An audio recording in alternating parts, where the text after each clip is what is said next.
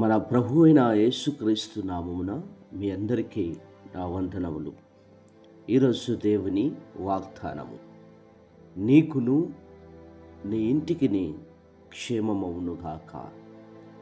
మొదటి సమూయేలు గ్రంథము 25వ అధ్యాయము 6వ వచనము. ప్రియమైన దేవుని వారులారా, ఈరోజు మన కుటుంబ జీవితంలో మన ఇంటికిని మనకును క్షేమమును దేవుడు దయచేయులాగున, దేవుడు తన కృపతో మన కుటుంబములను నింపులాగున చిన్న ప్రార్థన చేసుకుందాం.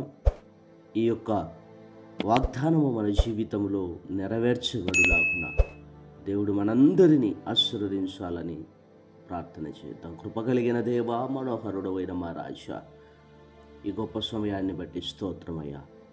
ఈ వాగ్దానము మా జీవితంలో ఈ దినము నెరవేరుటకు నీ కృపను దయచేయమని నజరేయుడైన యేసుక్రీస్తు నామమున ప్రార్థించి అడిగి వేడుకొనుచున్నాము తండ్రి.